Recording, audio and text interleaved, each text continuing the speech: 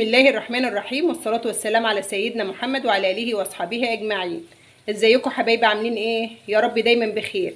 ان شاء الله هعمل معاكم طريقة عمل رز الريزو مع تشيكن ستريبس. ان شاء الله كده مقادير سهلة وطريقة بسيطة ان شاء الله تنور رضاكم. يلا بينا نبتدوا. بسم الله الرحمن الرحيم.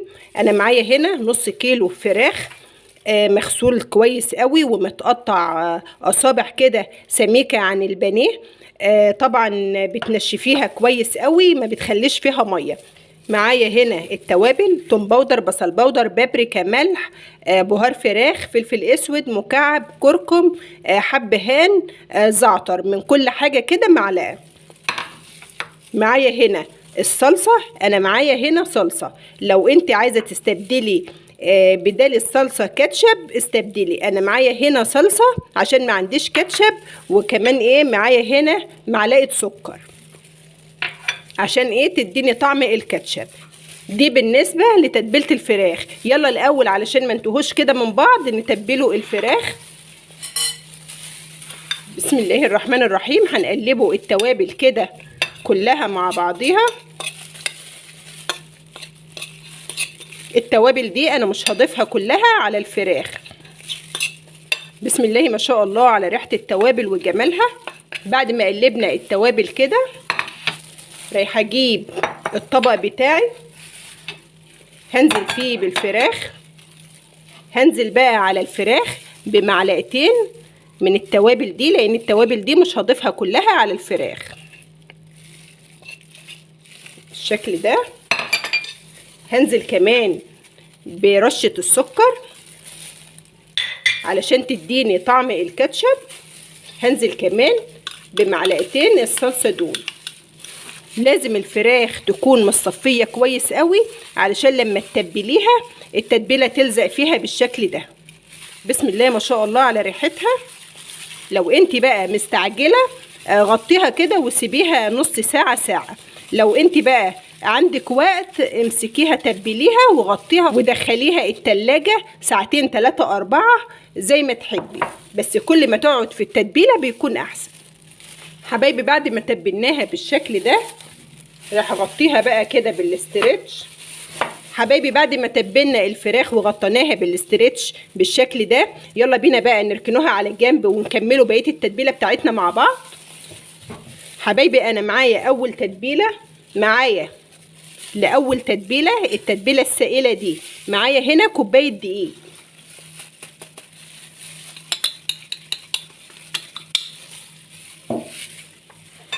هضيف لهم معلقتين نشا، هضيف لها معلقه البيكنج باودر، هضيف لها كمان معلقه من معلقه التوابل اللي احنا عملناها مع بعض دي.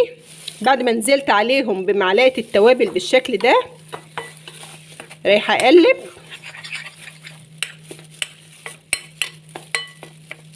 بسم الله ما شاء الله على الريحه. بعد كده بقى هنزل عليهم بكوبايه الرايب دي. لو انت ما عندكيش لبن رايب عندك زبادي ينفع، ما عندكيش زبادي استعملي لبن حليب، ما عندكيش لبن حليب بتنشئ الميه.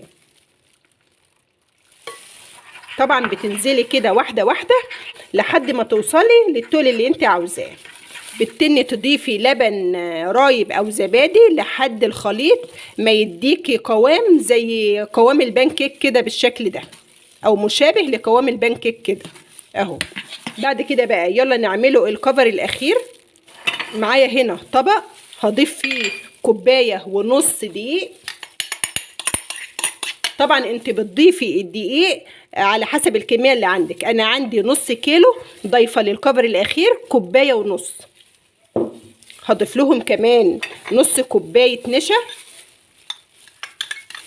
هضيف عليهم معلقه البيكنج باودر. هضيف عليهم معلقه التوابل دي.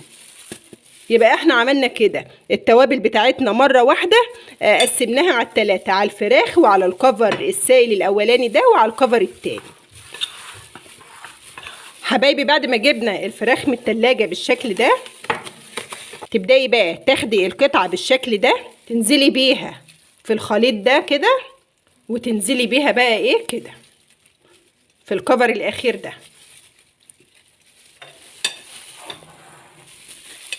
بالشكل ده. تبطنيها كويس كده بالكفر كده، تهزيها هزه كده، بتيجي عامله الكشكشه دي، بتديك الشكل اللي بره بالظبط. نعمله كمان واحده كده مع بعض اهو. تنزلي في الكفر ده اهو، تنزلي الزياده كده،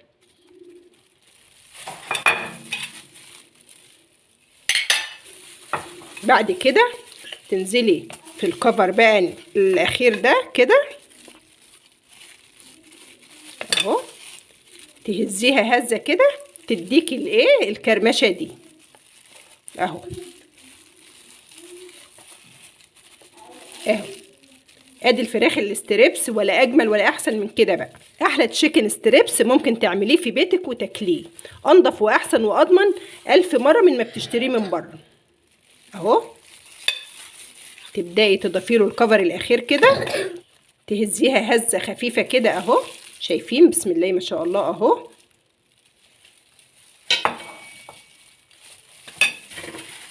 بالشكل ده. هكمل ان شاء الله وارجع لحضراتكم تاني. حبايبي رجعت لكم تاني بعد ما خلصت فراخ الاستريبس بالشكل ده. بعد كده بقى رايحه اغطيها وادخلها التلاجة تقعد لها ساعه. في الوقت ده يلا نعمله رز الريزو نقدموه مع الاستريبس كده ان شاء الله. حبايبي يلا بينا نعمله رز الريزو مع بعض. انا معايا هنا الحله فيها الماده الدهنيه، معايا من كل حاجه كده معلقه صغيره، معايا بابريكا، معايا كركم، معايا توم باودر، بصل باودر، معايا ايه ورق لورا. لما بتنزلي التوابل في الزيت ريحتها بتطلع قويه اكتر من ما تحطيها الاخر كده. بعد كده هنزل بمعلقتين عسل الاسود دولت.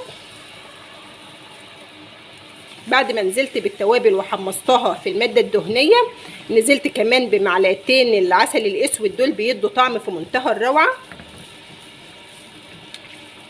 بعد كده بقى هنزل بمعلقه الصلصه بتاعتي. بعد ما نزلت بمعلقه الصلصه، لو انت عاوزه تستبدلي الصلصه بمعلقه صويا صوص استبدلي. بعد كده هنزل بالرز بتاعي، طبعا رز مصري عادي خالص نقي ومغسول اهو. بسم الله ما شاء الله على ريحه التوابل. بتشوحي الرز بقى مع التوابل ومع العسل بالشكل ده. حبايبي بعد ما شوحنا الرز مع التوابل والعسل بالشكل ده، معايا بقى بصله مبشوره كده هنزل بيها الاخر خالص كده.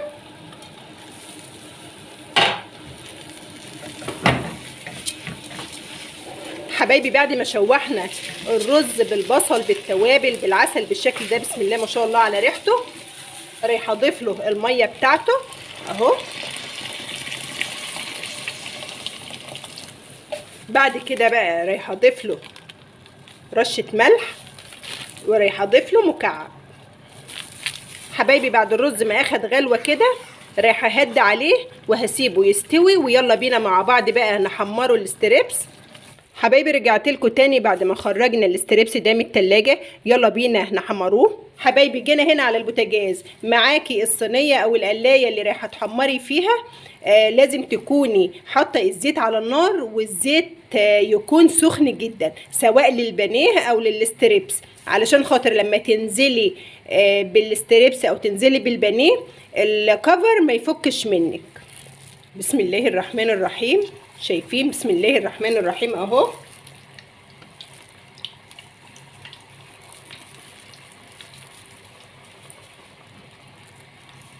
بالشكل ده.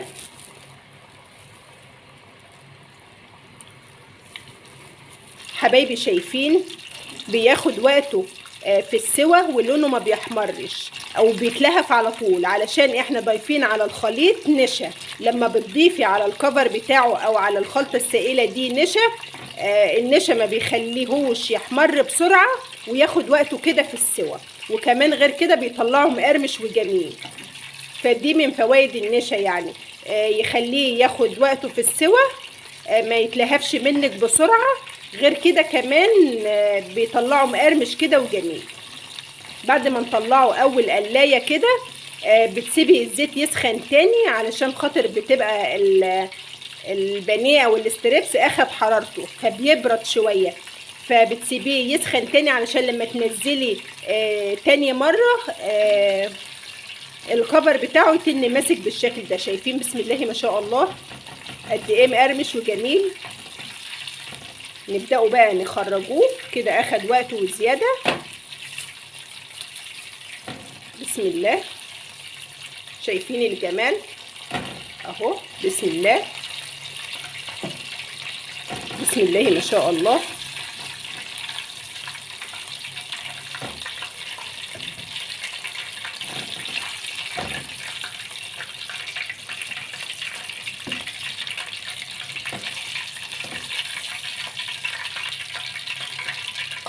شايفين لونه قد ايه جميل، اخد وقته في السوى وشايفين لونه طالع جميل ازاي. ده من اضافه النشا على الخليط، يخلي الاستريبس او البانيه ياخد راحته كده في السوى وما يخليهوش يتلهف منكم بسرعه. حبايبي بعد الزيت ما سخن لتاني مره نبداوا ننزلوا فيه بالاستريبس بتاعنا كده اهو. بسم الله ما شاء الله. حبايبي يلا بينا نخرجوا كده الاستريبس مع بعض. حبايبي بعد ما بنخرجوا الاستريبس كده من الزيت، بتخرجيه من الزيت على ورق مطبخ بالشكل ده. رايحه اكمل الباقي ان شاء الله وارجع لحضراتكم تاني.